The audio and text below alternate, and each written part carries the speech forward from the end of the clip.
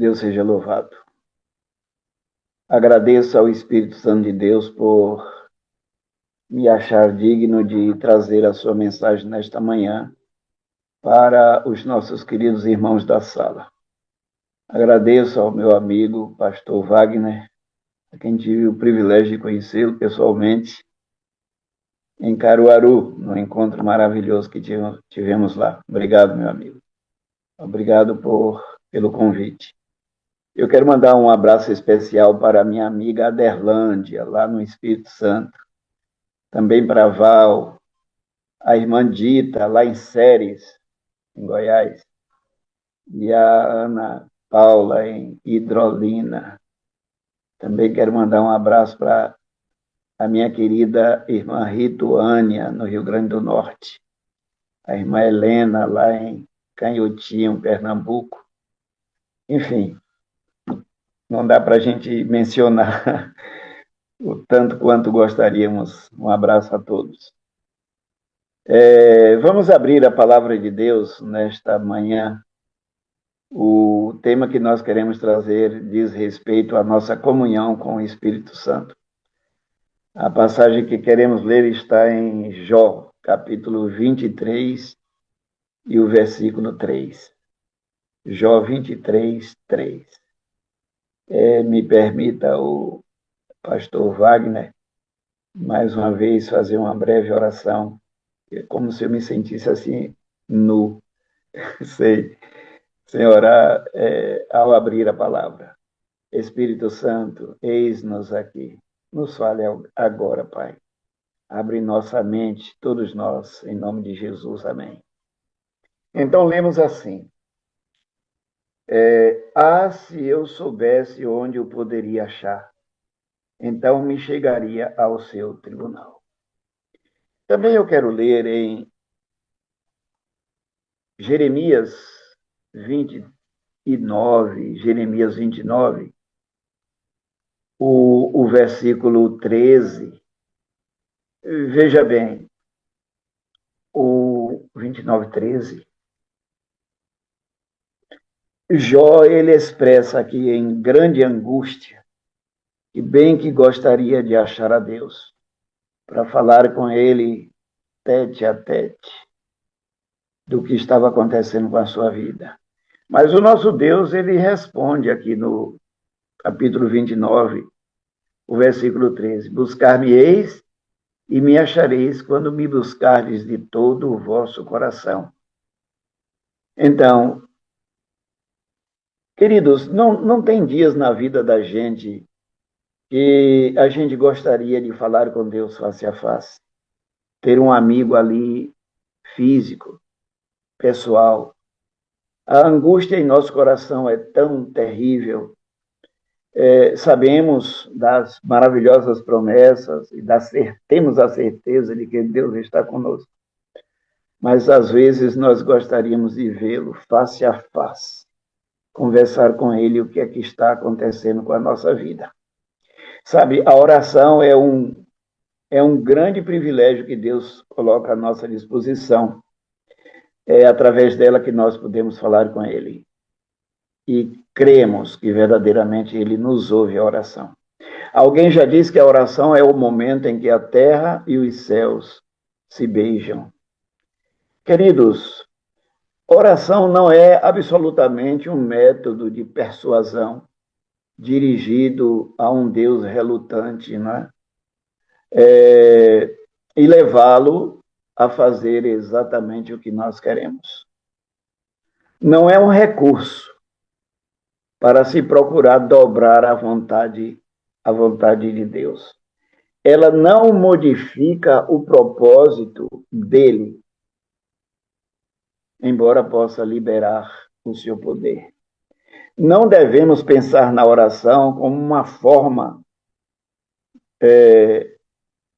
de vencer a relutância de Deus, mas como uma apropriação da sua mais elevada boa vontade. Já dizia o bispo Trenck. Na mente de algumas pessoas, oração é um recurso que se lança à mão somente nas horas de necessidade, quando vem a aflição, quando vem o aperto. Quando vem a dificuldade, aí oram. Mas sabe, queridos, Deus nos diz aqui em Hebreus 4:16. De vez em quando eu escuto alguém pregando na sala e apresentando este verso de Hebreus 4:16, que lemos assim: Acheguemo-nos, portanto, confiadamente junto ao trono da graça, a fim de recebermos misericórdia e acharmos graça para socorro em ocasião oportuna. Acheguemo-nos confiadamente junto ao trono da graça, a fim de recebermos misericórdia e acharmos graça para socorro em ocasião oportuna. Ou seja, aqueles que oram somente quando vêm as dificuldades, eles terão mais dificuldades em ter comunhão com Deus. Mas aqueles que estão sempre buscando a Deus, tendo sempre comunhão com Deus, é como se ele estivesse fazendo uma poupança no céu. Pode ser que no momento ele não esteja com dificuldades, esteja tudo bem, tudo tranquilo, e aí, geralmente, quando está tudo bem, tudo tranquilo, a gente relaxa a oração. Mas, se nós estivermos buscando a Deus a todo tempo, mesmo quando está tudo bem, nós estamos fazendo uma poupança. Quando vem aqui, o verso diz, a fim de recebermos graça para socorro em ocasião oportuna, então vai chegar o momento em que vai ser oportuno nós, aí vamos receber então o socorro de Deus. Quando nós estamos sempre buscando a Deus, nós estaremos mais preparados para as adversidades. Aqueles que não o buscam constantemente, quando vêm as adversidades, eles não têm assim muita resistência. Muita gente não tem muita resistência para vencê-las. E quando vence, é com muita dificuldade. Exatamente porque não tem tido aquela comunhão íntima, pessoal, sempre constante com Deus, fazendo poupança para os momentos que mais necessitarem. Agora veja, necessitamos aprender não somente a orar, mas também a viver em oração. Jesus ordenou que sem cessar. Quem tem no coração aquele anseio de que almas sejam salvas, de que sua família, seu lar, seu bairro, sua cidade se convertam a Deus, devem ter a oração como um imperativo, um modus vivendi, ou seja, um estilo de vida, um princípio de vida. Precisamos criar uma atmosfera orvalhada ao nosso redor. Sabe, quando nós estamos buscando a presença do Espírito Santo, nós estamos criando uma atmosfera orvalhada. Vou explicar. Quando a igreja estiver em comunhão íntima com Deus, os crentes estiverem buscando a Deus como nunca, então estamos produzindo uma atmosfera orvalhada. Você sabe o que é isso? No inverno, às vezes tem dias que chovem bastante e tem momento que não cai aquele aguaceiro, mas fica aquela poeirinha de chuva no espaço, não é? É uma atmosfera orvalhada.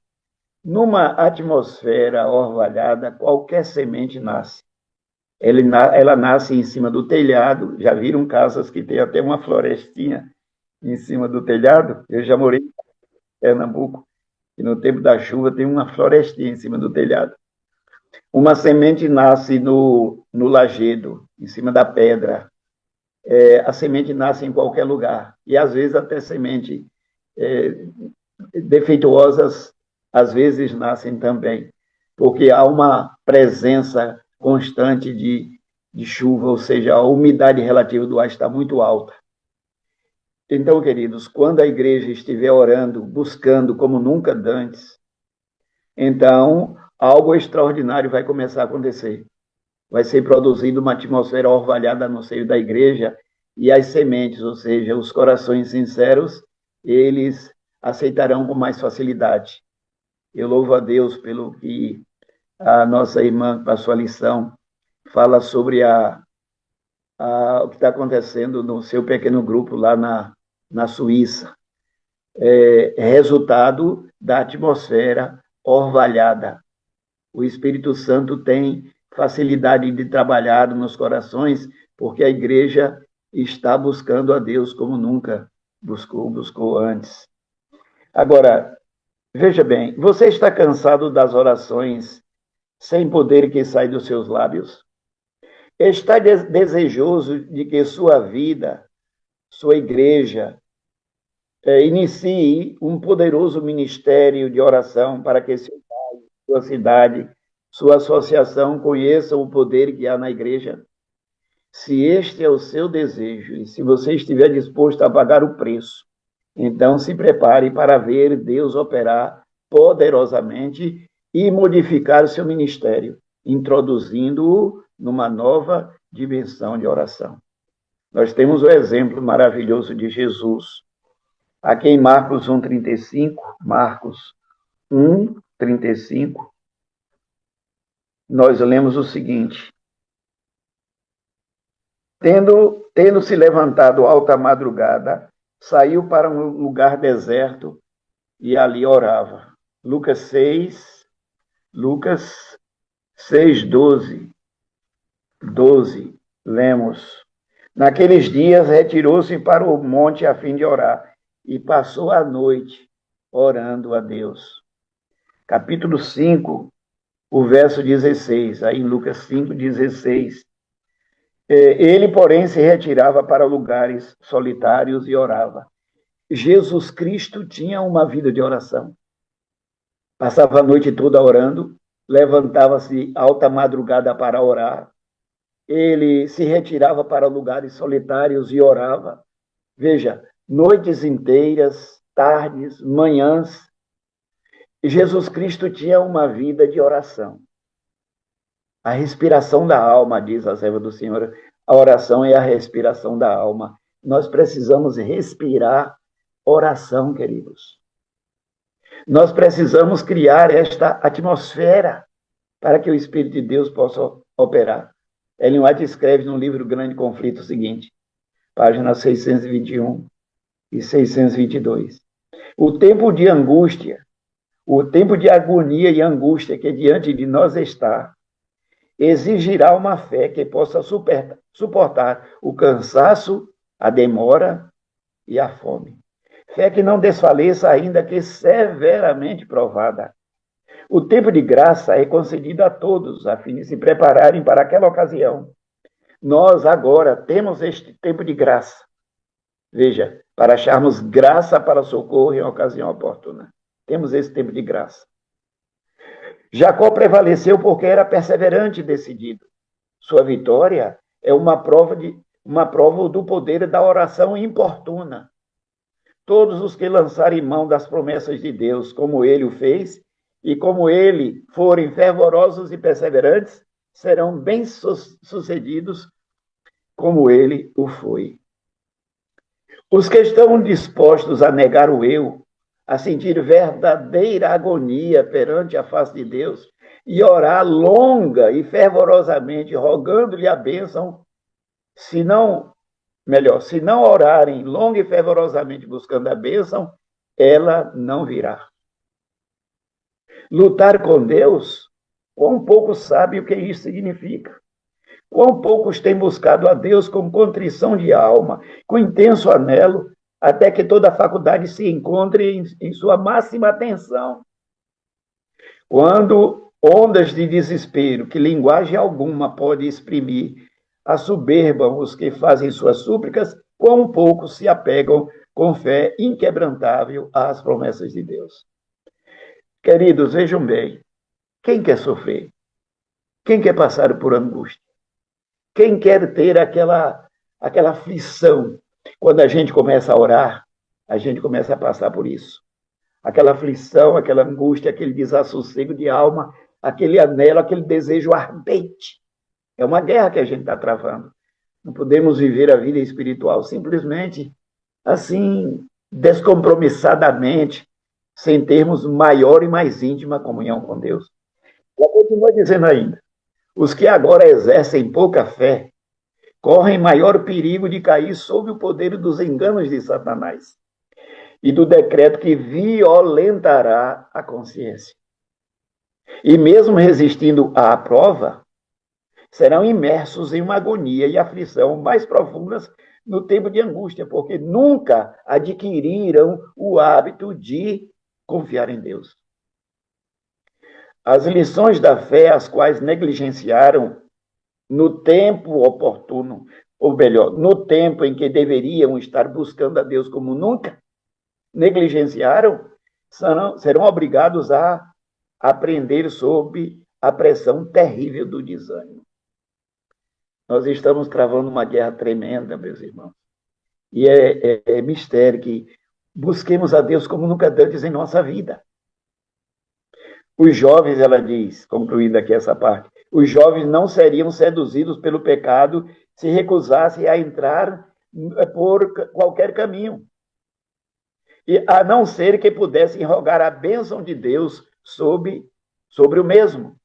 Se os mensageiros que levam a última e solene advertência ao mundo orassem, rogando a bênção de Deus, não de maneira fria, descuidada, ociosa, mas fervorosamente e com fé, como fez Jacó, encontrariam muitos lugares onde poderiam dizer: tenho visto Deus face a face e minha alma foi salva. Gênesis 32, 30. Seriam todos pelo céu, seriam tidos pelo céu na conta de príncipes com poder para prevalecer com Deus e com os homens. Grande conflito, repito.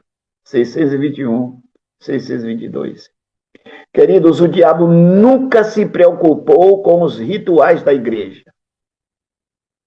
Ele nunca se preocupou com um belo programa, com as coisas que acontecem dentro daquela... Você sabe como é que funciona, não é? Mas ele tem um medo mortal da oração genuína.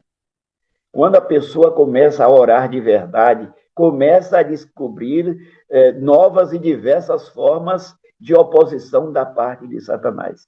E tem uma coisa: quando você começa a orar como nunca orou antes, você mexe com uma casa de marimbondos. Se você parar, os marimbondos vão cair em cima de você. Orar, meus irmãos, não é meramente fazer pedidos a Deus, embora isto seja um importante aspecto da oração, quando nada, porque nos fala de nossa total dependência dele. Mas ela é também comunhão com Deus, é um intercurso pessoal entre você e o seu Senhor. É uma conversa, não apenas um ato de falar-lhe. É uma conversa de amigos. É uma conversa de intimidade. Na lição da Escola Sabatina, diz 8 de junho de 97, nós extraímos esse pensamento. Frequentemente, nossas orações não passam de longas listas de compras ou pedidos de angústia. Ou seja, a gente só deixa para orar na angústia e quando não está em angústia, está apresentando a Deus a sua lista de compra. Se eu estou precisando disso, eu estou precisando daquilo, eu estou precisando daquilo outro. Sim, nós estamos precisando, mas é mistério, é imprescindível, é imperativo que o que mais nós precisamos, o que mais nós necessitamos, não são coisas, embora as necessitamos. O que mais nós necessitamos, e tem sido dito aqui, e o pastor Wagner tem repetido reiteradas vezes, que é o batismo diário do Espírito Santo. Sabe, nós ficamos conhecendo melhor as pessoas quando conversamos com elas. Nós ficaremos conhecendo melhor a Deus quando nós conversamos com Ele. O salmista diz que a intimidade do Senhor é para os que o temem. Intimidade. Ter intimidade com Deus. Sabe, eu fico pensando assim, intimidade é assim. Você chegar na casa do pastor Wagner, emburacar a casa dentro, descobrir a panela e dizer assim, vocês vão comer isso aqui hoje, é? Então eu vou ficar para almoçar com vocês. É claro que a gente não vai fazer isso com todo mundo, mas tem gente que a gente é tão íntima que a gente emburaca a casa dentro, já percebeu? Intimidade. Quando nós temos intimidade com Deus, a gente emburaca a casa dentro. A gente sabe, sabe como quem faz assim? O filho do rei, o filho do presidente da República. Ele não pede licença para entrar na casa do pai. Está ali cheio de seguranças ao redor, mas ele emburaca, ele tem intimidade. Então nós precisamos ter essa intimidade com Deus. A mais elevada consequência da oração não é ficarmos livres do mal, nem obtermos aquilo que desejamos, mas conhecermos a Deus. E Jesus disse, não é? E a vida eterna é esta, que te conheçam a ti, o único Deus verdadeiro, e a Jesus Cristo a quem enviaste. João 17:3. A oração nos revela mais de Deus. E esta é a grande descoberta da alma. É maravilhoso quando você tem essa intimidade com Deus. Muitas vezes, queridos, quando nós temos intimidade com Deus, a gente não precisa fazer uma oração quilométrica para suplicar alguma coisa.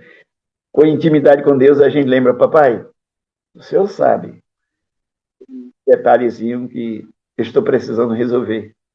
Então, com intimidade com Deus, o Senhor vai operar e vai ser muito mais fácil termos esta comunhão. Sabe, o cristão ajoelhado sempre o acha e é achado por ele. A visão celestial do Senhor Jesus cegou os olhos de Saulo de Tarso em sua queda. Mas ele conta, tempos depois, que quando se encontrava em oração no templo em Jerusalém, ele foi arrebatado e viu. Que coisa maravilhosa, queridos. Ter uma visão de Deus. Ele disse, eu vi aquele. Foi então que Cristo o enviou aos gentios. Não foi assim com Isaías? Quando teve uma visão de Deus, ele foi enviado. João Batista disse, viu o Espírito descer do céu como pomba. E ele disse ainda, pois eu de fato o vi e tenho testificado que ele é o Filho de Deus. Existe coisa mais maravilhosa a desejarmos, se não vermos a Deus? Termos esse encontro com Deus em oração, chegarmos a este nível? Foi assim, eu disse com Isaías, ele estava em oração no templo, ele viu a Deus. Evidentemente, o profeta achava-se no santuário orando quando isso se deu. Esta visão foi um prelúdio ao chamado ao serviço. Quando ele teve uma visão de Deus, Deus disse, ide, comunhão com Deus. Deus sabe com quem está falando, com um servo seu que tem esta comunhão. Ora, não podemos receber uma visão de Deus a menos que oremos. E aonde não há visão, as almas perecem. A oração, em seu melhor e mais elevado aspecto, revela uma alma sedenta de Deus e Deus somente. A verdadeira oração brota dos lábios daquele em cujas afeições estão concentradas nas coisas do céu. A verdadeira oração brota dos lábios daqueles cujas afeições estão concentradas nas coisas do céu.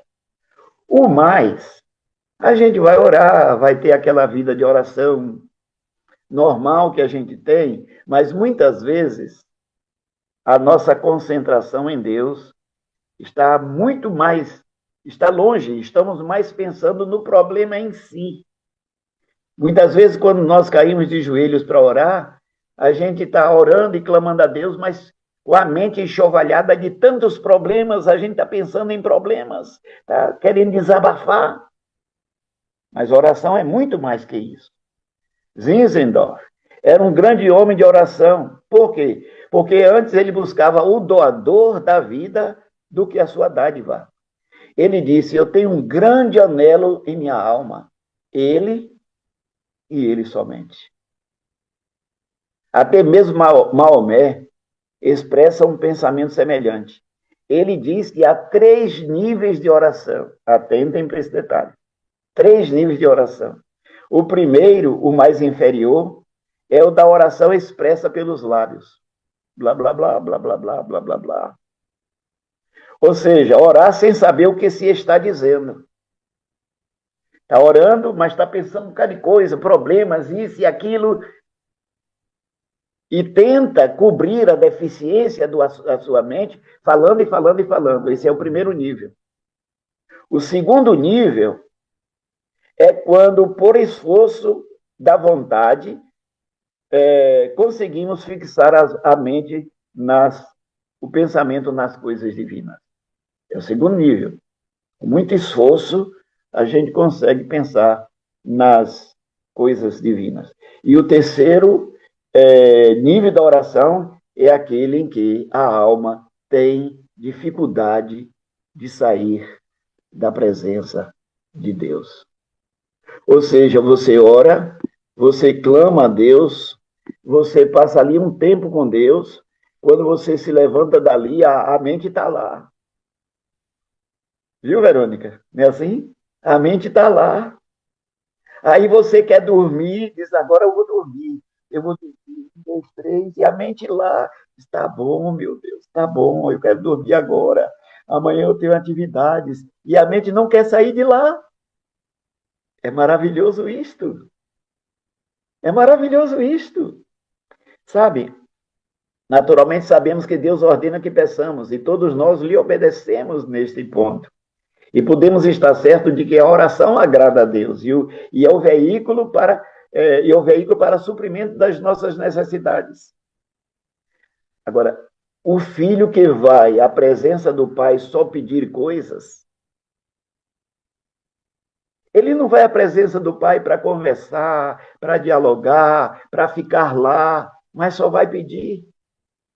O pai não se sentiria tão feliz assim, não é verdade? É estranho isso.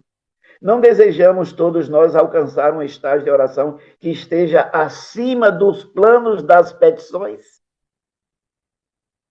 Passar o dia pensando em Deus sem estar pedindo nada? Não vale a pena estar completamente, de todo o coração, rendido a Cristo?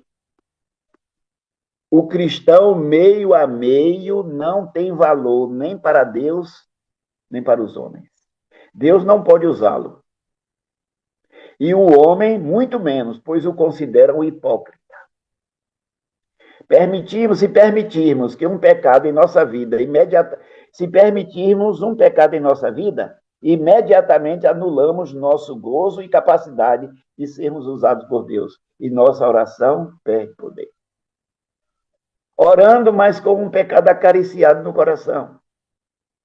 Não, Deus não pode usar alguém assim. E as pessoas muitas vezes percebem que a vida desse crente não é tão assim. Queridos, a menos que, aliás, temos recebido uma nova visão da graça e da glória do Senhor Jesus Cristo. Ele está esperando e querendo partilhar conosco tanto sua glória como sua graça. Ele está desejoso a transformar-nos em vasos de bênção. Vamos adorá-lo com sinceridade e verdade, e clamar ansiosamente como Paulo: que farei, Senhor? Será que algum de nós já parou a fim de meditar a respeito da imensa glória de Deus ou para maravilhar-se dele? Será que podemos compreender o pleno significado da palavra graça? Não são nossas orações muitas vezes improdutivas e fracas, e por vezes até nem são orações, Porque entramos apressadamente na presença de Deus, sem pensar, sem estar preparados, não compreendemos a majestade da glória de Deus e do Deus a quem estamos apresentando, e sem refletir nas imensas riquezas de sua glória em Cristo, das quais desejamos receber, precisamos pensar em Deus com magnificência. Eu quero parar aqui um pouquinho. Veja bem. Todas as orações que nós fazemos são válidas. Deus escuta as nossas orações. Claro, de acordo com o que nós apresentamos aqui, porque já falamos também que há situações em que Deus não vai nos ouvir. Quando acariciamos um pecado no coração, principalmente, Deus não vai nos ouvir. Mas veja, Deus ouve nossas orações. Muitas vezes nossas orações apressadas, como aquele do Zé. Você sabe do Zé? O Zé chegava todos os dias na igreja, se ajoelhava, se levantava e corria. O Zé era um mendigo. Aí, no outro dia, Zé vinha, entrava na igreja, se ajoelhava e se levantava e ia embora. E sempre assim. Aí, um dia, o Zé adoeceu. Estava no hospital. Aliás, quando o Zé orava assim, ele só dizia assim na sua breve oração: Jesus, aqui é o Zé. E ia embora. Jesus, aqui é o Zé. E ia embora. Outra vez, aí o Zé adoeceu, foi para o hospital, e lá no hospital, né, sendo cuidado ali, ele disse que todos os dias aparecia um homem maravilhoso, vestido de branco, que chegava para ele e dizia: Zé, aqui é Jesus. E ia embora. Então a intimidade com Deus é isso, né? Deus ouve nossas orações. Agora, veja bem a que queremos trazer aqui. Queridos, você precisa entrar em sintonia com Deus. Não me refiro às orações, muitas vezes nem sempre dá para a gente fazer assim. Tem orações breves, sim, que a gente faz, e aqui na sala existem orações breves e orações longas. Mas veja, quando nós nos ajoelhamos para falar com Deus, qual é a nossa tendência? A gente se ajoelha e já começa o blá, blá, blá. E tem gente que, quando se ajoelha, nem adora, nem glorifica, nem louva, nem exalta, e já começa a falar. E já começa a pedir. E pedir: Senhor, eu te apresento isso, te apresento aquilo, apresenta aquilo outro. Queridos, veja bem, você já pensou, se você se ajoelhar diante de Deus e buscar uma sintonia com Deus? É claro, eu estou lembrado aqui o dia que o pastor Wagner pregou uma mensagem assim, ele disse que oração não é você ficar assim, me lembro bem que ele fez esse gesto assim, esvaziando a mente, esvaziando a mente. Oração não é esvaziar a mente.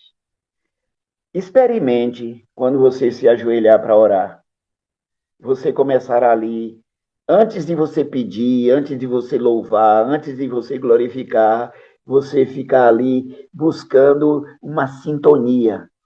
Como você busca essa sintonia? Não é esvaziando a mente. Você busca essa sintonia, ó Deus. E pensa nele. Oh, meu Deus. Meu Deus. E pensa nele. E pensa nele. Sabe? Porque, veja, eu me lembro a música do Padre Zezinho, que diz assim: a minha alma está em sintonia com meu Pai. E no início daquela música, não sei se aqui alguns já perceberam, tem assim um tipo de emissora de rádio. Ele quer sintonizar a emissora e tem aquela brincadeira.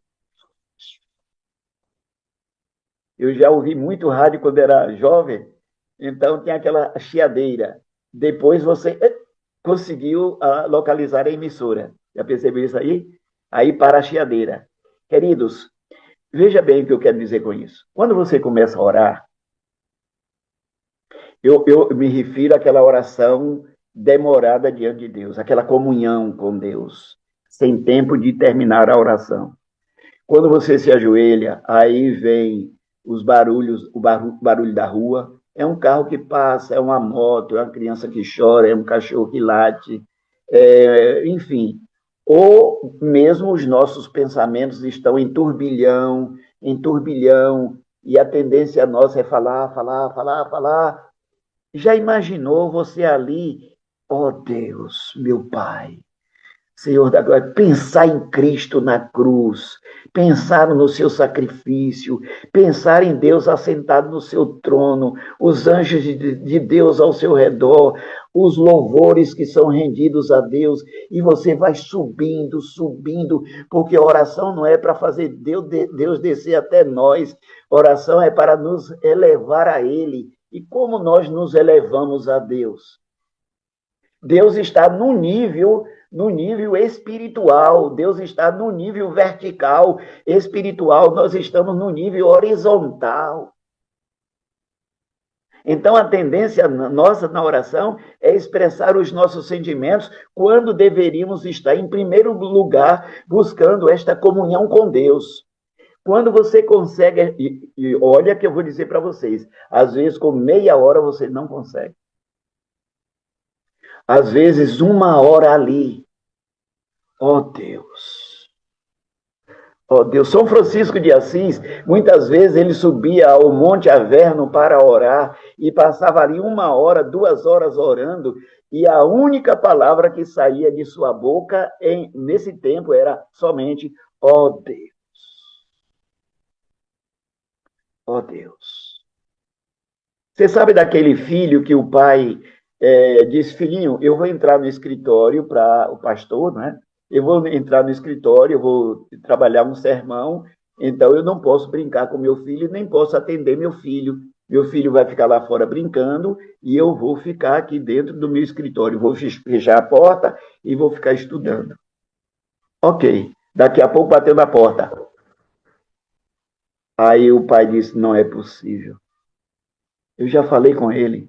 Quando o pai abriu a porta, ele disse: meu filho, eu não disse a você que ficasse lá fora brincando que o papai ia estudar. Ele disse: eu sei, papai, mas eu não vim conversar, não. Eu só quero estar na sua presença. Não é maravilhoso a gente estar na presença de Deus? E a gente não pode estar na presença de Deus de uma maneira apressada. Só falar, falar, falar. Só contar o que está acontecendo com a gente. Outra coisa, queridos. Oração, eu já disse, não é para informar a Deus daquilo que a gente está sentindo, está passando. Oração não é para informar a Deus. Queridos, você, quando tem um amigo, viu, Aderlândia? Você tem um amigo, você quer contar um problema para um amigo. Você quer a solução, uma solução, uma resposta do amigo. Você pega o telefone e liga para o amigo: meu amigo, eu estou passando por isso, isso, isso, irmão Luciano. Eu estou passando por isso, isso, isso, isso, e conta tudo e desliga o telefone. Você apenas falou aquilo que você tinha que falar. Agora é a hora de você ouvir o que você precisava ou precisa ouvir. Então, a oração é isso, é você falar depois de chegar lá, porque a mente vai. Eu tenho tido experiências maravilhosas em oração, a mente chega lá, é aquele terceiro nível. A mente vai ter dificuldade de sair de lá. Tá certo? Eu vou adiantar, o tempo urge, né? Estou aqui buscando chegar à reta final. Se houve um homem que orou sem cessar, esse homem foi John Hyde. Compre o livrinho dele, John Hyde. Aqui está na meditação matinal de 18/12/88. John Hyde. Certa vez ele orou durante 36 horas ajoelhado com sua Bíblia aberta perante si. Em outra ocasião, ele orou durante 10 dias sem comer ou dormir. Era conhecido por passar um mês inteiro com pouca comida ou descanso para que pudesse orar. Frequentemente, ele orava toda noite e então saía no dia seguinte para testemunhar do amor de Deus. Hyde, o homem de oração, era como o povo chamava, o homem que nunca dorme. E Hyde tinha tanto poder que um dia ele disse para um jovem no trem: por que você não aceita Jesus como Salvador? e ficou naquela estação. O jovem foi embora. Depois o jovem voltou no outro dia, procurando ele, e aceitou Jesus como Salvador. Outra vez um raio estava orando. Então um pastor disse para ele: pastor, ore por mim. E se ajoelharam para orar. Em 5 minutos eles não falaram nada, ele não falou nada. Depois de 5 minutos o raio disse: oh Deus, deu um choque no homem. O homem se estremeceu todo, sentiu um poder extraordinário. Deus gostaria que o mundo dissesse de nós aquilo que Pedro disse dos discípulos da antiguidade: sobre vós repousa o Espírito da glória de Deus. Amém? Não seria isto uma resposta para muitas de nossas orações? Poderíamos pedir coisa melhor? Como vamos refleti-la? Somente como resultado da oração. Moisés orou: rogo-te que me mostres a tua glória. Não seria este o melhor pedido que deveríamos fazer? Quando elevamos a alma em oração ao Deus vivo, adquirimos a beleza da santidade, tão certamente quanto uma flor exposta ao sol adquire sua beleza. O Senhor foi transfigurado quando orava, não foi? Até a aparência do nosso rosto se modificará e teremos o nosso monte da transfiguração, quando a oração ocupar seu lugar de direito em nossa vida. E os homens verão em nosso rosto o sinal exterior visível de uma graça espiritual invisível. Nosso valor para com Deus e para com os homens está na proporção direta da extensão em que revelamos a sua glória aos outros. Eu vou falar aqui como metralhadora, para não perder esse conteúdo final. É mais fácil encontrar vida em um homem morto que vida espiritual em um homem que não ora. Nossa espiritualidade e produtividade na obra estão sempre em proporção direta à consistência de nossas orações. Portanto, se alguém aqui se afastou do caminho certo nessa questão de oração, que hoje tome a seguinte decisão: levantar-me-ei e irei ter com meu Pai. Amém? A razão de nosso fracasso é que vemos os homens antes que a Deus. Não vou mais à igreja. Fulano passou por mim, não me deu bom dia. O outro se encontrou comigo e nem ligou, passou. Ou na igreja alguém riu da minha cara. Queridos, pelo amor de Deus, quem tem íntima comunhão com Jesus Cristo está lá preocupado com isso. Eu estou lá preocupado se alguém diz que não vai com a minha cara. Problema dele. A igreja romana tremeu quando Martinho Lutero viu a Deus. O grande despertamento começou quando Jonathan Edwards viu a Deus. O mundo tornou-se a paróquia de um só homem quando John Wesley viu a Deus. Multidões foram salvas quando Whitefield viu a Deus. Multidões de órfãos foram alimentadas quando George Miller viu a Deus. O mundo será salvo quando você e eu virmos a Deus. Deus é o mesmo ontem, hoje e sempre. Vou concluir aqui. A J. Gordon disse: depois que oramos, podemos fazer mais que orar, mas enquanto não oramos, não podemos fazer nada. Comecemos a orar pelo reavivamento e incluamos nele as pessoas das quais nós discordamos. Comece a orar por aquela pessoa que não gosta de você. Eu tenho experiências recentes maravilhosas aqui. Eu orando por minha filha, uma pessoa que estava avessa à minha filha. E hoje está assim, como é que se diz? Está assim, está assim. O Dr. Martin Lloyd Jones, ele escreveu: não vejo esperança a menos que cada um membro da igreja ore pelo reavivamento, talvez se reunindo em diferentes lugares, em lares, em grupos de amigos, reunindo-se em pequenos grupos ou igrejas, orando com insistência e concentração por um derramamento do poder de Deus. Não há esperança a menos que façamos isso. A Crise da Integridade, página 105. Hoje está todo mundo ligado ao seu brinquedinho. Vá na casa de um irmão só orar por ele. Vá lá na casa do irmão, eu vim orar por você aqui. Não precisa ficar lá muito tempo, não. Ora e vai embora. Que avivamento não surgiria, pastor Wagner? Concluindo, que bênção poderosa não viria até nós se todos pudéssemos pôr em prática estas verdades e clamasse agora pela plenitude do Espírito Santo. Vamos orar agora pela plenitude do Espírito Santo? Oremos. Senhor Deus Todo-Poderoso que estás nos céus, a ti toda honra e glória para sempre, Pai. Obrigado, Espírito Santo, porque o Senhor está presente. A gente fala que precisamos nos elevar à presença de Deus lá no céu. É claro, precisamos, mas o Espírito Santo está aqui. E quando nós nos elevamos a Deus, Deus o envia. Nos envie teu Espírito, Pai. Nos batize com teu Espírito e faze de nós, Deus, faze de nós labaredas de fogo andando pelas ruas, para que as pessoas, segundo Zacarias 8:20, corram atrás de nós, dizendo: eu vou com você, porque eu estou vendo que Deus está com você. Glorificado seja o teu nome, em nome de nosso Senhor Jesus Cristo. Amém. Amém. Amém. É isso aí, meu amigo. Que beleza, hein? Começar amanhã com alimento sólido desse aí, hein?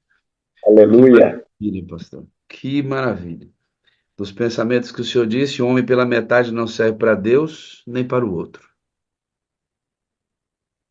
É, Rapaz, isso é pesado, né, pai? O homem pela metade não serve para Deus, nem para o outro, e a oração é uma ferramenta extraordinária e poderosa para que esse homem seja todo com Deus, né? Pastor, exatamente. em Efésios capítulo 6, nós da sala podemos pensar num estágio da oração que eu, por muito tempo, pastor, não tinha me atido para isso, sabe? Eu não conseguia ver isso. E quando a gente mergulha nessa experiência com o Espírito, que o senhor tão sabiamente terminou orando por ele, eu procurei uma imagem no Google, fazendo um trabalho exatamente sobre Efésios capítulo 6, em que é apresentado a armadura de Deus, Sim, que está lá em Efésios. E aí eu fui olhar a maneira como a pessoa dispôs aquela imagem, e curiosamente, pastor, eu vou mostrar para o senhor por que que o senhor, eu vou mostrar porque o senhor falou de oração e acho que vale muito a pena essa adição desse conteúdo precioso que o senhor trouxe para nós aqui essa manhã. Olha só, curiosamente, essa imagem, como ela está construída, fundamentada em Ezequiel, em Efésios, no capítulo 6. Eu vou mostrar aqui para o senhor. Pastor, olha que coisa interessante. Aqui está a imagem que eu, pesquisando, me encontrei com ela, né? E aí o autor da imagem coloca o cristão com a armadura de Deus, né? Palavra de Deus, capacete da salvação, a couraça da justiça, o escudo da fé, o cinto da verdade, evangelho da paz, a espada do Espírito, que é a palavra de Deus. E eu fiquei olhando para isso. Não está faltando uma arma aí, não? Não está faltando uma arma aí, não? Claro que sim. O autor dessa imagem esqueceu-se de uma arma. Alguém pode dizer aqui qual foi? O senhor não, pastor, que o senhor já sabe. Fique aí. Não vamos dar cola para eles, não, pastor. Alguém poderia dizer qual é a arma que está faltando?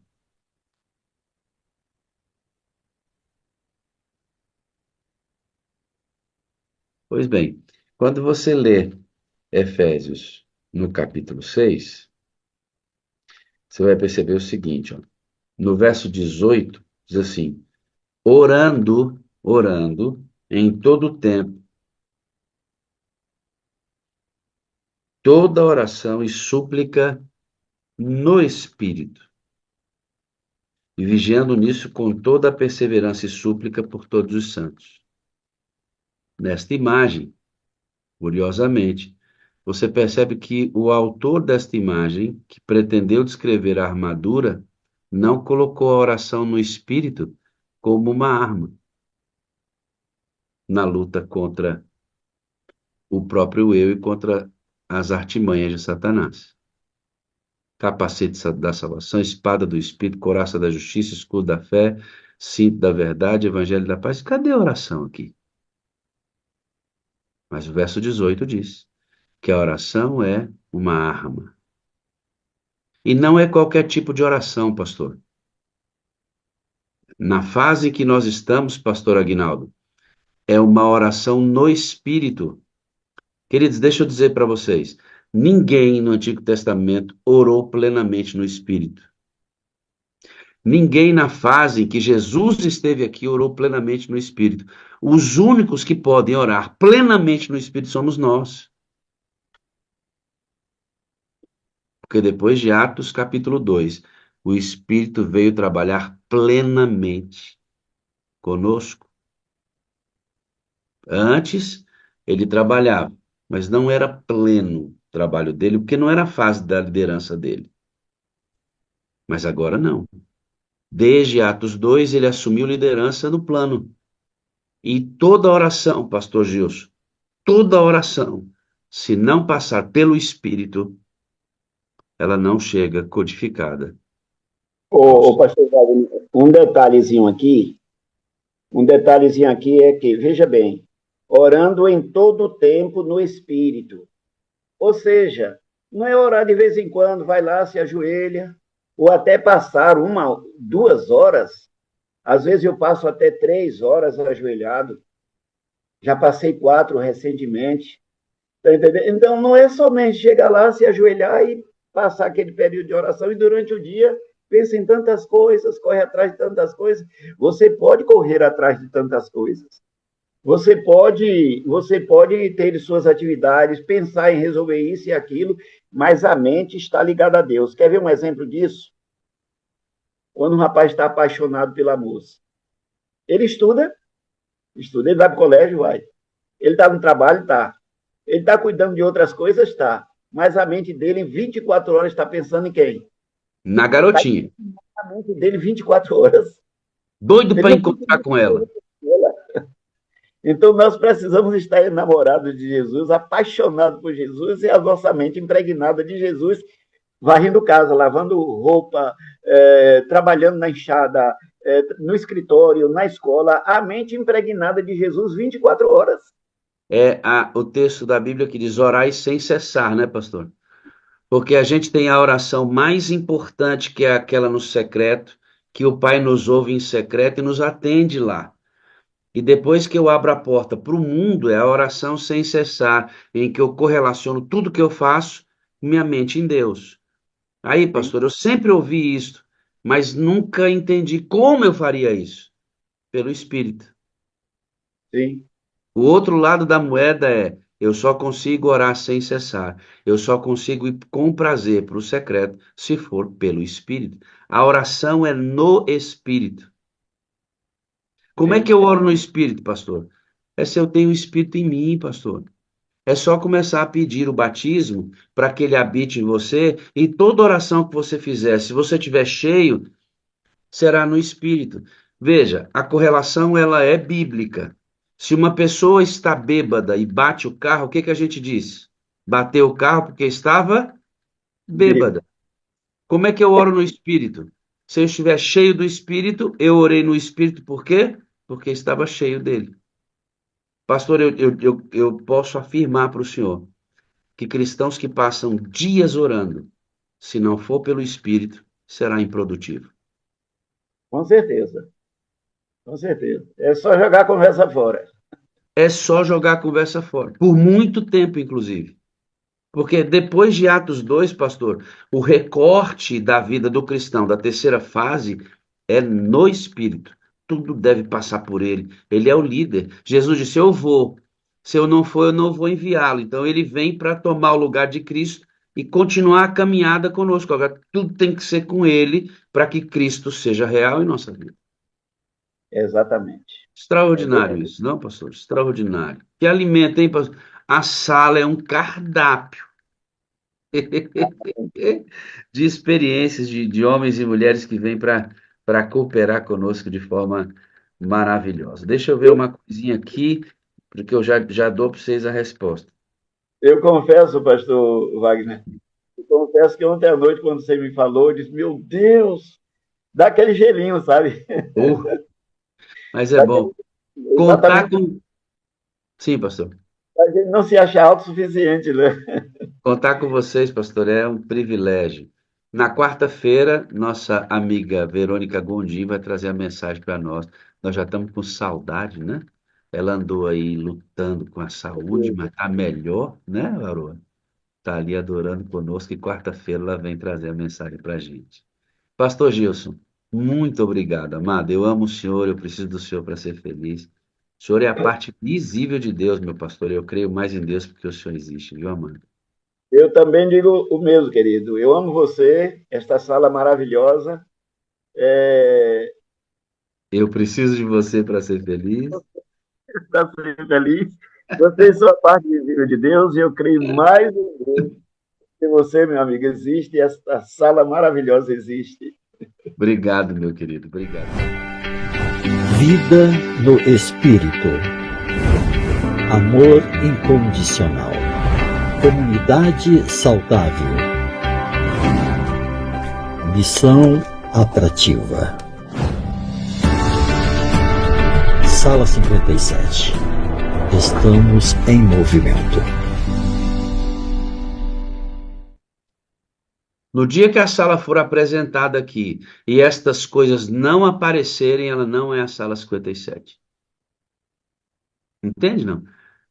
Por que que eu tô aqui? Por que que do lado tem aqui a imagem das salas? Porque eu entro com essa imagem. E eu peço para todo orador, eu peço para todos aqueles que vão apresentar, entrar com esta imagem. Precisa vir para cá. Precisa vir para cá. E nós vamos para o mosaico. Deixa eu contar para você como é que isto aqui surgiu, essa sequência. Eu morava em Araguaína. Presta atenção aí, testemunho do pastor Wagner. Como é que essa sequência de ênfases apareceram na cabecinha do pastor Wagner? Eu morava, moderadora Érica Machado, passou a lição tão bem aqui. E vocês, a Érica é cantora também, irmãos. E canta, canta. Ela mandou alguns hinos, vou baixar todos aqui. Em horas oportunas nós vamos ouvir os hinos que a Leila, que a Érica canta. É legal, canta muito bem. Érica, eu estava lá em Araguaína. Eu entrei em casa, a minha esposa nessa época ainda não sofria essas dores que ela tem, e sempre foi muito ativa. Então, ela estava numa oficina com as meninas do Ministério da Criança. Aprender a cortar em EVA, essa coisa toda. E eu entrei, aquele barulho, as irmãs conversando, e eu havia acabado de chegar de um clube de desbravadores. Entrei, olhei para tudo aquilo e fui para o meu quarto. Eu estava com uma sensação no meu coração, amados, numa sensação ruim, Armando Pereira. Eu estava, é nós, Armando, beleza?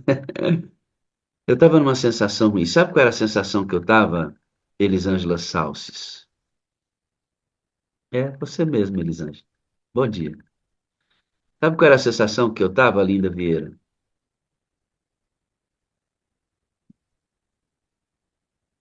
Eu lidava com as pessoas e eu conseguia perceber o seguinte, que eu sempre fui comunicativo. Sempre. Eu fui vendedor minha vida toda, irmãos. Eu fui vendedor minha vida toda. Então eu aprendi a me comunicar com pessoas. Na principal faculdade, que é a vida. Eu não fiz curso para aprender a me comunicar. Não. Aprendi Norberto Caetano Moreira. É o senhor mesmo, Norberto. Eu aprendi foi no fogo. E aí eu cheguei em casa, olhei para elas e falei assim, tem alguma coisa errada, porque A sensação ruim que eu tinha é que eu conseguia mover, irmãos. Eu conseguia mover a massa da minha igreja, os membros da minha igreja. Se era para entregar livro, todo mundo. Se era para a Semana Santa, todo mundo. Se era para fazer Caleb e Deusa, todo mundo. Eu conseguia mover. Eu tenho uma foto que eu não me esqueço em Araguaína, na central, na rua central. Nós fechamos a rua central de Araguaína, movimentamos todo o distrito para fazer uma passeata do Quebrando o Silêncio. Irmãos, eu estou no meio do povo, com a mão erguida para cima, assim, ó, comandando a massa. Sempre soube fazer isso. Eu tinha uma turma de pichadores com mais de 100 pessoas antes de ser cristão. Com 16 para 17 anos eu comandava essa galera. Sempre foi assim. E aí eu cheguei em casa, André, e falei assim, tem alguma coisa errada, porque eu consigo levar esse pessoal para onde é necessário, extrair deles o movimento, extrair deles o relatório, e aquilo era bom para mim, né? Como pastor, isso é fundamental. Mas eu percebia que quando eu me encostava, Thelma, para conversar com eles, J. Júnior Duarte, mora em São Paulo agora, hein? Foi cuidar da filhinha que está estudando. Um dos meus anciãos queridos que eu carrego no coração. Trabalhou comigo no meu primeiro distrito. Esse menino aqui, ó, vou mostrar para você. J. Júnior. Amo esse rapaz aí. Bom dia, amado. Viveu comigo meus primeiros anos de ministério. Um homem de Deus. E aí eu percebia que eu extraía deles o movimento e o relatório, mas eu não conseguia chegar perto deles e identificar, na grande maioria, Cacildo, uma linguagem espiritual. Alguém que estivesse vendo uma experiência poderosa com Deus, alguém que tivesse sido transformado por Deus, alguém que tivesse entendido através do meu ministério uma nova caminhada. Não, eu estava literalmente usando a carne da ovelha. E aquilo me incomodou de um tanto. Aí eu fui para o quarto. Eu passei uma semana, irmão, chorando e orando a Deus. E disse assim: Senhor, eu não vou continuar. Isso foi no meu quarto ano de ministério. Eu não vou continuar pastor. Hoje eu tenho 16 anos já. Não vou. Eu vou desistir. No meu quarto ano de ministério, eu decidi desistir porque eu não conseguia ver pessoas impactadas, transformadas pelo que eu pregava. Eu consegui extrair delas só os relatórios, os batismos necessários, que não há mal nenhum nisso. Nós precisamos, mas é quando é só isso, eu não identifico as pessoas impactadas e sendo transformadas, aquilo me incomodou profundamente. Eu era, irmãos, um motivador. Eu pregava mensagens bíblicas motivacionais. Era assim que eu vivia. Porque como eu precisava mover a igreja na direção das atividades, eu precisava motivá-las. Então, boa parte do que eu pregava era motivacional. E vou falar aqui para vocês, abrindo meu coração, irmãos, abrindo meu coração. Qualquer coach, nenhuma marginalização do coach, tá? O coach tem seu lugar bem aplicado, assim como marginalizam psicólogos, psiquiatras, que eu acho um equívoco. Existe coach adequado, existe coach inadequado. Existe psicólogo adequado, psicólogo inadequado, e aí vai. Mas qualquer coach bem treinado, não cristão, qualquer administrador de empresa bem capacitado em recursos humanos faria o que eu fazia. Não precisava nem do espírito para fazer o que eu fazia. Só usar as técnicas corretas. De lá para cá, a ênfase do meu ministério mudou drasticamente. Meu ministério já é fundamentado no ensino. Meu negócio é ensinar caminho, ensinar o processo do reino. Tem 16, 13 anos que eu escavo isso que eu ensino para vocês. 13 anos, debruçado, escavando, explorando as minas da Bíblia e do Espírito de Profecia, para trazer mais mastigadinho para você e entender com mais facilidade.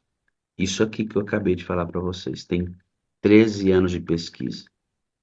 E vou dizer para vocês, não vou fazer mestrado, não vou fazer doutorado, não pode ser que a autoridade para alguém ensinar precise estar num título. A autoridade do que ensina está na legitimidade bíblica e do Espírito de Profecia. Vai lá e confere. Se tiver lá e tiver dentro do contexto da hermenêutica correta, você só tem uma chance. Seguir isso. Tem a mania de ouvir quem tem título, né? Nenhuma dificuldade com os títulos. Glória a Deus aos doutores que temos. Temos extraordinários teólogos. E eu amo os meus professores. Mas a transmissão da mensagem está acima disso. Então eu cheguei para Deus e falei assim, Senhor, eu vou parar com esse negócio. Não quero ser pastor mais. Se é só para extrair resultados das ovelhas, eu não quero mais. E orei, irmãos, orei. Eu já fui para Araguaína com a frase, eu amo você e preciso de você para ser feliz. Porque eu aprendi numa palestra que amor era um princípio, não um sentimento. Aí eu fui escavar e me deparei com esse negócio do amor incondicional. Só que a gente tinha uma ênfase muito forte nisso. E faltavam as outras peças. Quando eu saí de Brasília, meus primeiros 3 anos aqui no Itapuã, onde o Jota era ancião comigo lá, eu recebi do pastor Manolo Damásio uma revista. E na capa estava escrito Sala 57.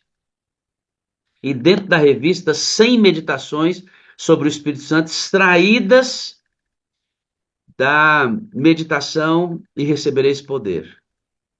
Eu nunca tinha tido contato específico, como daquele jeito, com a mensagem do Espírito Santo. Thelma, eu me debrucei, comi aquela revista. Eu comi aquele negócio. Como uma fruta que eu nunca, Cacilda, tinha comido na vida. Falei, meu Deus do céu, onde é que estava que eu nunca tinha visto esse negócio? E eram só meditações, hein? Eu tinha que extrair lá o conteúdo. Essa expressão Sala 57, ela foi cunhada pelo pastor Moura, que completou aí muitos anos de culto da mata em São Paulo. Há muitos anos, 5 horas da manhã, eles fazem culto buscando o Espírito Santo todo domingo de manhã, com milhares de pessoas. Extraordinário o trabalho do pastor Moura, extraordinário. Eu aprendi com o Manolo, que é o esposo da filha dele, a expressão Sala 57. E pedi para o pastor Moura a autorização para usar, porque eu já usava. Só que eu usava só com o meu distrito. E como cresceu, a sala cresceu, ficou pública, eu tive que ele chegar nele e disse, pastor, o senhor me autoriza a usar? Ele disse, pode usar, pastor, tá tudo certo. E aí, eu comecei a escavar, e disse, não quero não. Cheguei uma semana depois de oração, Deus, e tinha um quadro, irmãos, pendurado na parede da minha casa, um quadro para escrever mesmo, pincel. Depois de orar uma semana, agoniado com esse negócio de me sentir mal com o tipo de ministério que eu estava tendo e querendo desistir disso, eu olhei para o quadro e falei, Senhor, o que que o Senhor quer de mim? E fiquei olhando para o quadro branco. Peguei o pincel, olhei para o quadro, e aí fui lá no meio do quadro, Sami, e desenhei a cruz. Eu falei assim, isso tudo o Espírito de Deus falando na minha mente, né? Falou, o amor não é oscilante, né? Não é um sentimento, não é? Então a representação do amor de Deus não pode ser um coração que é enganoso, que é mentiroso. Qual é o maior símbolo, pastor Wagner, do amor? A cruz de Cristo. Então tá bom. Eu te amo e preciso de você para ser feliz. Desenhar a cruz. Eu tinha lido, comido as 100 mensagens do Espírito Santo. Falei, bom, o amor é gerado onde? No Espírito. Porque o fruto do Espírito é amor. Aí eu fui lá depois da cruzinha e desenhei uma pomba estilizada. Aí ficou a pomba e a cruz. Eu falei assim, mas se eu tenho o Espírito Santo, porque eu peço, e ele me dá esse amor de Cristo, com quem eu me pareço? Com Jesus. Então, o próximo passo, recebi o Espírito, recebi o amor incondicional, sou semelhante a Cristo. Aí eu desenhei o Czinho depois da cruz.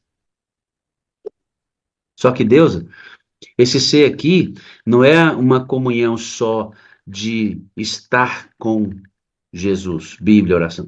É uma comunhão de ser parecido com Ele.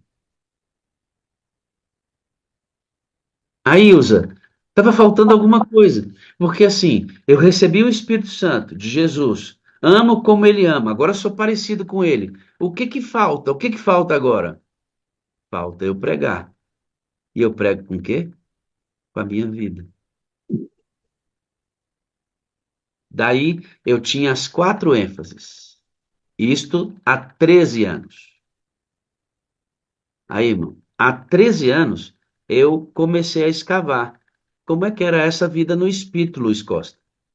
Porque eu não queria mais saber que o Espírito era Deus, que é uma pessoa, que não é uma força, que me convence do pecado, da justiça. Eu já sabia disso. Eu queria saber como é que eu deveria ser cheio do Espírito. Como é que eu deveria andar no Espírito? Como é que eu conseguia orar no Espírito? Como é que eu conseguia ser guiado por Ele? Aí eu comecei. Aí a ênfase aqui do Espírito Santo é na vida prática. Comunhão com ênfase no Espírito. Aí eu fui aprender sobre o amor, mais explicitamente. Relacionamento com base no amor incondicional.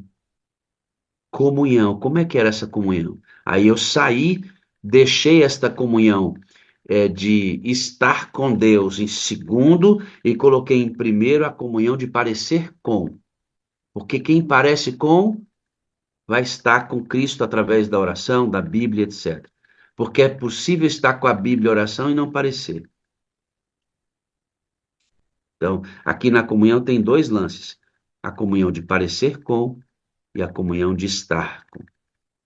E aí foi a missão, fui reorientar a missão, porque missão para mim era só dar estudo bíblico, só que nem todo mundo dá estudo bíblico. E aí o Senhor foi iluminando, eu fui pesquisando e nós chegamos à conclusão de que missão é, sobretudo, o grito da sua própria vida. Missão, irmãos, é quando a sua vida grita. Renilton, a gente reduziu missão a dar estudo bíblico. Que coisa horrível. Missão é quando a sua vida grita quem é Jesus. Isso é missão. Por isso, é missão atrativa. Então aprenda aí, ó. O Espírito Santo, comunhão com ênfase no Espírito, relacionamento com ênfase no amor incondicional, missão com ênfase na atração e a comunhão com ênfase no parecer com. Então, vida no Espírito, como andar no Espírito, comunhão com ênfase no Espírito, certo? Relacionamento com ênfase no amor incondicional. Comunhão com ênfase no parecer com Jesus Cristo. E missão atrativa, pregando com o grito da própria vida. Aí eu fui estudar, irmãos. E eu fui só encontrando fundamentação de sobra no Espírito Santo, na Bíblia e no Espírito de Profecia para fundamentar todas essas ênfases. Nesse momento, eu desisti de desistir.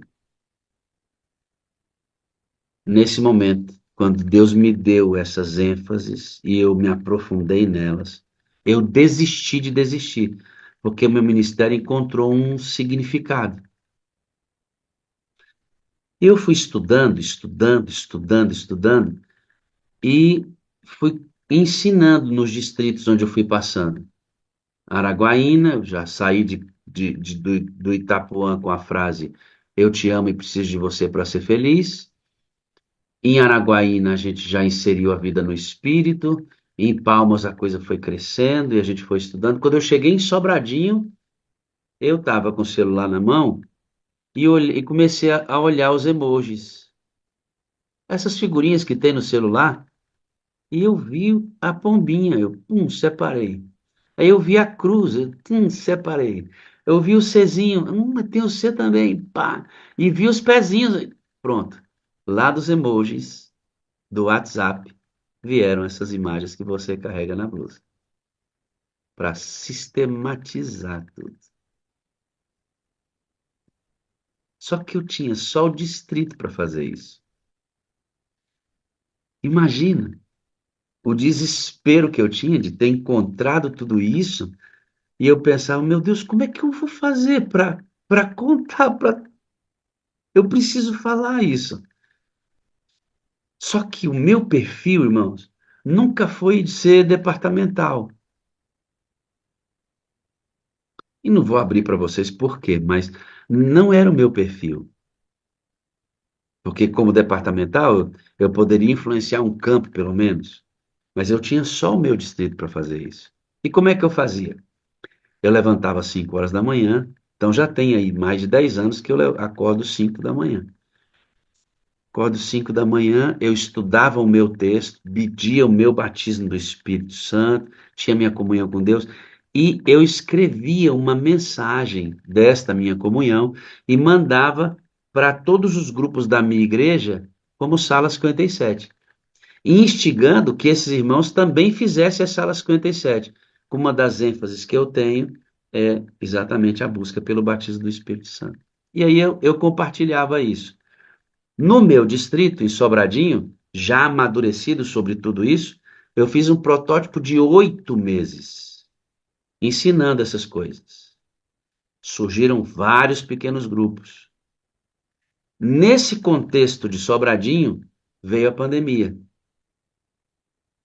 Na pandemia, alguns irmãos, já motivados pelo ensino da Sala 57, que a gente implementava no distrito, começaram a estudar alguns livros. Eu aparecia lá intermitentemente, até que a irmã me pediu para eu tomar conta daquele culto, que tinham 22, 23 pessoas. E aí eu falei, irmão, eu vou assumir, mas eu vou mudar tudo. Irmão, deixa eu dizer para vocês, eu não queria. Porque eu não gostava disso aqui, ó.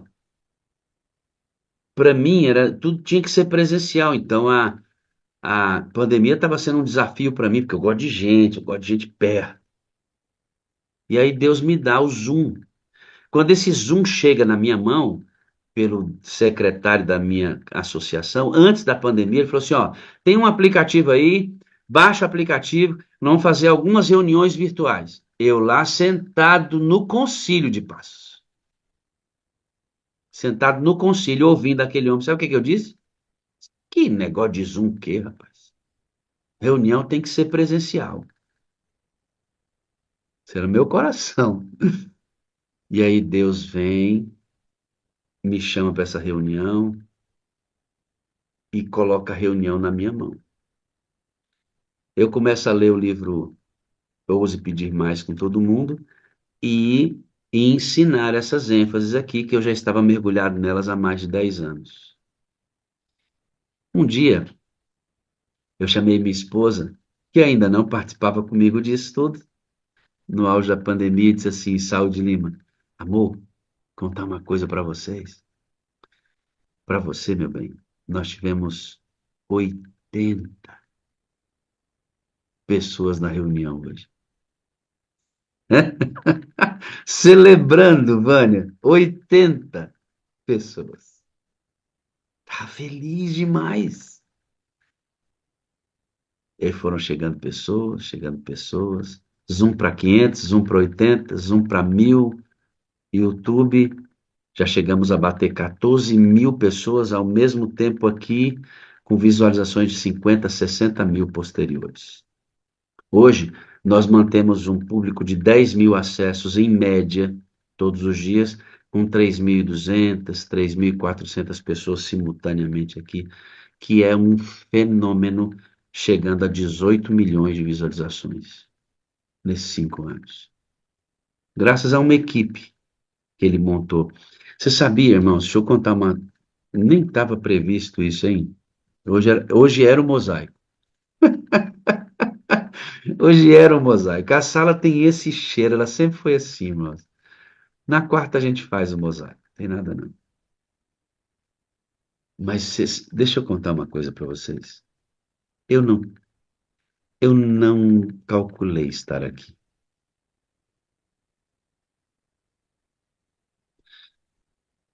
Algumas pessoas, eu lembro uma vez que o pastor Lucas, que vai pregar para a gente aí na última semana desse mês, ele disse assim: vamos somar aqui com a expertise do pastor Wagner.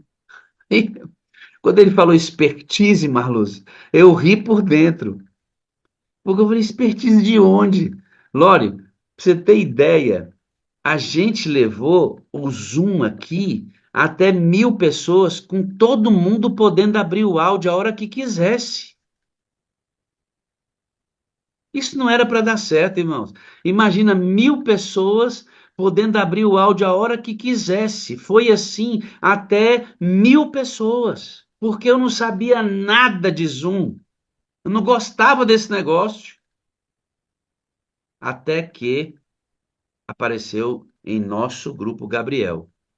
Nosso Gabriel que está ajudando a gente. Você acha que ele não aparece aqui, mas Gabriel está ajudando a gente. Todo o assunto de Zoom, de técnica, de contrato, de pagamento, de Gabriel que faz para a gente. Um abraço. Amo você, amado. E aí ele começou a estudar o Zoom e dar para a gente parâmetros e organizou isso para a gente. Daí veio Kelly. Veio Kelly. Kelly começou a organizar tudo que é imagem. É Kelly quem cuida para nós. Aí veio o Jusce. Jusce foi nossa primeira intercessora, irmãos. Foi de Jusce que disparou centenas e milhares de quartos de guerra. Porque quando eu conheci Jusce, ela me mostrou o quarto de guerra dela, cheio de nome nas paredes. Falei: vamos mostrar isso. E aí, do quarto de guerra de Jusce, pum, explodiu o quarto de guerra para tudo que é lado. E aí a Miriam, foi a nossa primeira moderadora. Como é que aconteceu isso? Maurílio, falei com ele ontem, não perde a sala, Maurílio, viu, irmãos?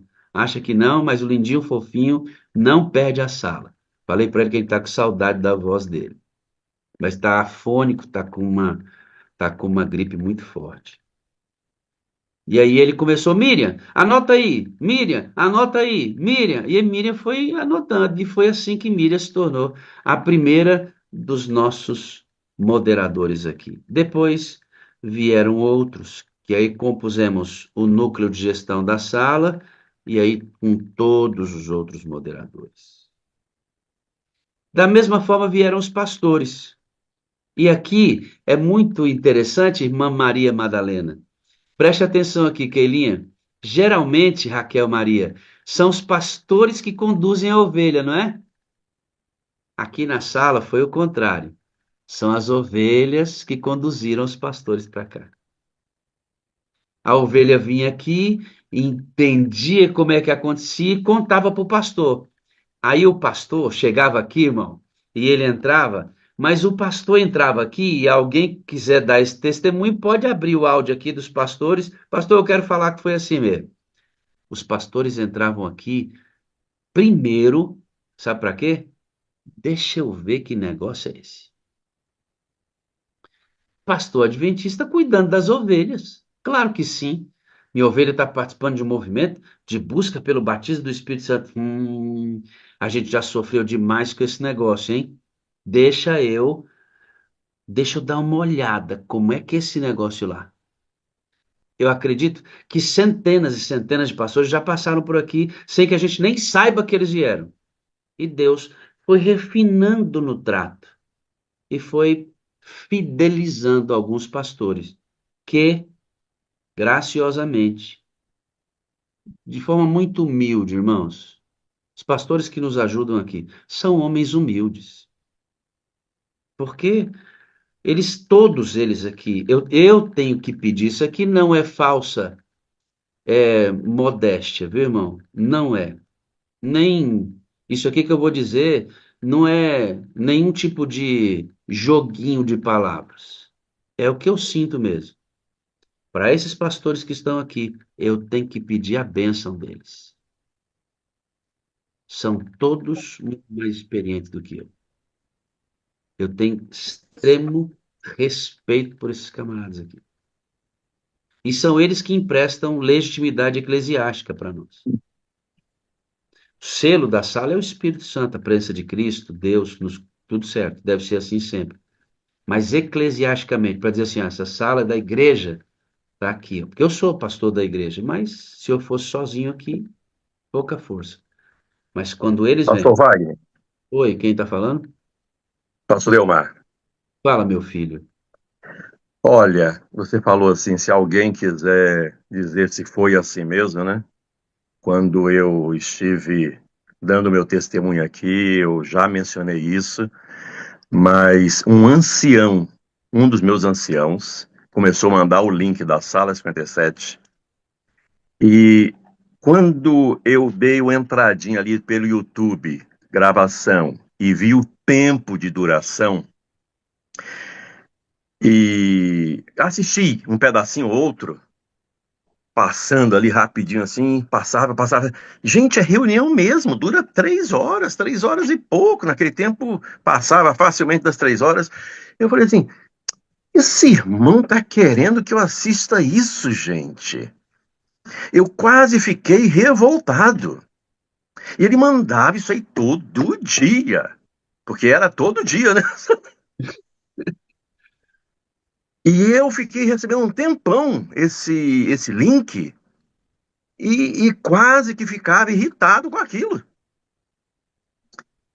E sabe o que mudou a minha maneira de enxergar a Sala 57?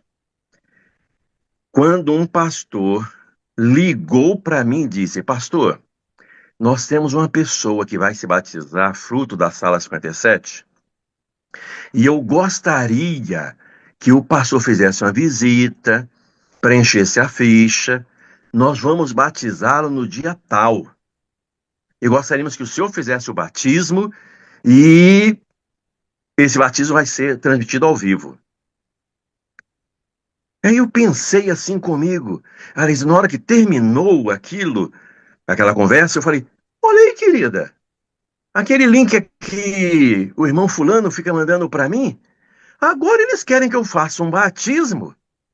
Eu nem conheço o camarada nunca veio na igreja e querem batizar. Você tá vendo? Esse movimento aí deve ser um...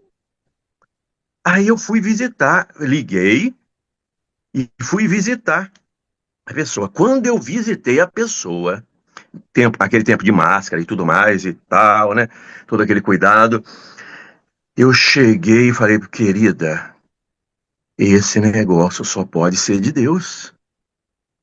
Essa pessoa está melhor preparada que qualquer outro membro que eu já preparei e que já batizei no meu ministério todo. Eu fui totalmente incrédulo, pastor. Mas a partir daquele dia, eu não perdi mais a Sala 57. Eu ligava a minha câmera e ficava aqui o tempo inteirinho assistindo. Assim, de camiseta, ganhei a camiseta desse membro que se batizou. E, sabe, hoje em dia, eu vou confessar para vocês aqui, eu não fico com o celular direto ligado, porque eu estou numa fase em que estou arrumando o meu escritório. Eu estou jubilado já há 3 anos e meu escritório deixei por último para ajeitar.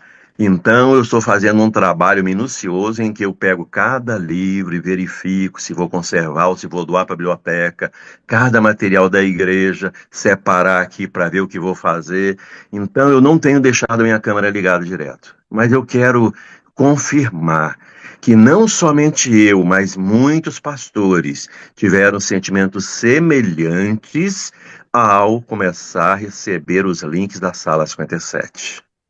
E somente depois que a gente experimenta realmente estar aqui na Sala 57 e ver as mudanças na nossa própria vida, é que a gente de fato começa a aceitar todos os princípios, colocando em prática e sendo, acima de tudo, uma bênção para as outras pessoas. E aonde eu vou, cada sábado, cada pregação, eu falo da Sala 57 e do IDGO, que é outro ministério que eu tenho apoiado também. É isso aí, pastor. Que E Deus o abençoe. quando o senhor disse que Muito obrigado por tudo. Eu quero dizer que lhe amo muito. Você é a parte visível de Deus aqui nessa terra. Eu preciso realmente de você para ser feliz. E eu creio realmente muito mais em Deus, porque o pastor Wagner e cada pessoa desta comunidade abençoada existe. Quando o senhor disse que não está com a câmera aberta, o senhor, não é que o senhor não está na sala, é que o senhor está ouvindo tudo com a câmerazinha Sim, fechada, né? Aí, exatamente. Eu, sempre, eu fico ouvindo tudo, mas participa mas conosco o tempo todo, o nome está sempre aqui.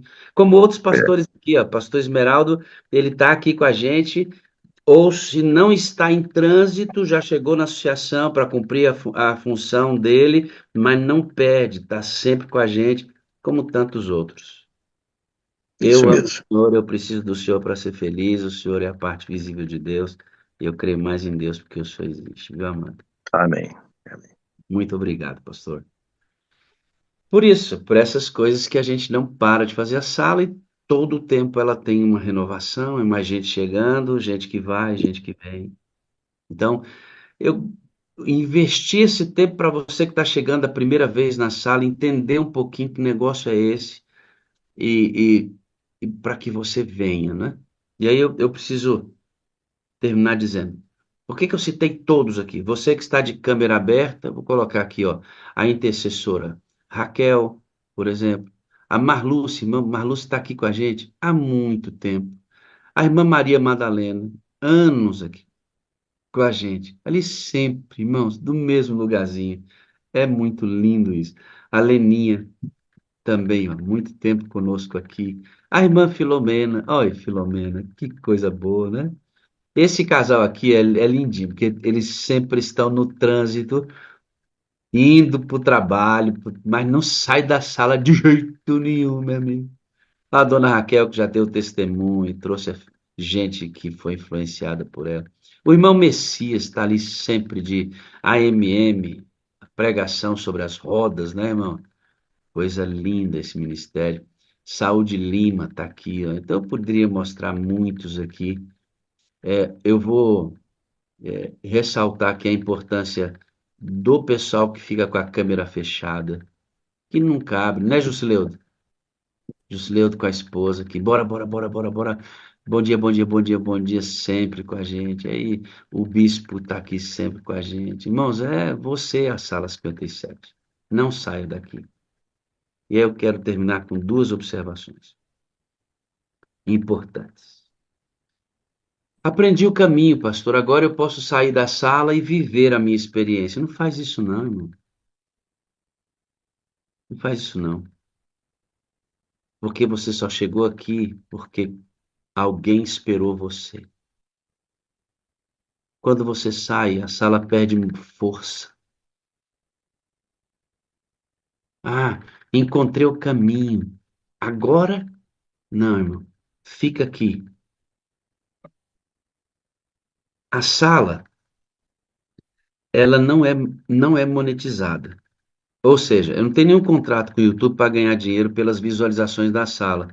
O irmão Adão é outro, amadinho. Vou mostrar Adão aqui, ó. Adão está sempre nessa sala. Amo você, irmão Adão. O irmão Juarez também, eu não posso ser. Né, Eu vou mostrando vocês durante a semana, todo mundo. A Marlene Carneiro, que eu tive a alegria de conhecer aqui no programa da igreja. A irmã Raimunda, essa lindinha aqui, ó, ela é de gente do meu distrito, essa criança. Olha ela aí, ó. E é da sala 57. O filho dela faz parte aqui do meu distrito, Ednei. Uma benção, uma benção. Então, eu tenho muito a agradecer a você que vem todos os dias. A Vanúzia está dizendo que entrou quando tinha 400 participantes no Zoom, que foi para 1.000, hoje a gente está com 400 de novo. Escute aqui, eu não tenho, só gente bonita, né, Bel? Começando por mim. Eu não tenho nenhuma monetização na sala. Ou seja, não tem nenhum contrato com o YouTube para ganhar dinheiro. A gente poderia estar ganhando 10 mil, 12 mil reais pelas visualizações da sala. Mas eu não monetizo, primeiro porque sou pastor, o pastor já recebe o seu salário para ser pastor. E por que que eu não monetizo? Sabe por quê? Porque quando eu chego aqui e falo assim, ó, irmão, não sai daqui não. Drúxila, Drúxila, acho que é isso, né? É isso mesmo. Drúxila Alcântara. Sabe por que que eu não monetizo? Porque eu posso olhar para você e dizer assim, ó, não sai daqui. A gente precisa de números para continuar. E entenda quem entender. A gente precisa de números. E sabe por que que eu faço isso com o peito aberto? Porque não ganhamos dinheiro com nada disso. Então, quando eu chamo você para não sair e para chamar mais pessoas, não é interessado em dinheiro, em visualizações que geram grana, não. É interessado na vida, no ser humano que precisa encontrar um caminho sólido, como eu precisei, querendo desistir do meu ministério. Então, faz o favor. Entendi, pastor. Que maravilha. Agora eu vou deixar a sala. Não, você faz parte de um movimento que deve alcançar outros. E se você ficar aqui é que a gente consegue. Se a sala diminuir demais o número, a gente vai fechar a sala. Escute o que eu estou te falando. Não porque eu queira, é porque precisa dos números. E eu posso falar de peito aberto, que a gente não ganha nada com isso aqui, financeiramente falando. A gente ganha muitas peças. Eu estou falando do dinheiro, para ninguém se preocupar com o negócio de dinheiro. O pastor está pedindo o número lá porque ganha dinheiro com isso. Esquece. Todo moderador trabalha aqui de maneira altruísta. Nenhum deles ganha um centavo para fazer o que faz. Todo pastor que vem aqui prega porque é altruísta. Ele tem o ministério dele, tem o trabalho dele, poderia não estar aqui, mas vem para cá para ajudar. Você que está aqui, você não ganha dinheiro com isso também. Você vem porque foi bom para você, não foi? Ei, Aguinaldo, não te elucidou muitas coisas, Keilinha? Não te ensinou muita coisa? E os que não sabem disso tudo? Precisam que você fique aqui até eles chegarem, para a gente continuar crescendo e alcançando mais. Então não sai, não. Não sai, não. E outra coisa importante. Traga pessoas. A gente precisa continuar crescendo.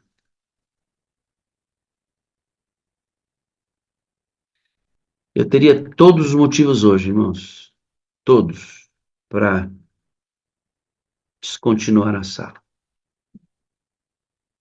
Não vou abrir por quê. Mas o Espírito Santo não deixa.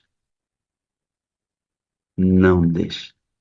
Porque esse é o movimento levantado na hora certa, no lugar certo, do jeito certo, para ajudar a igreja de Deus. Eu tenho essa convicção no meu coração.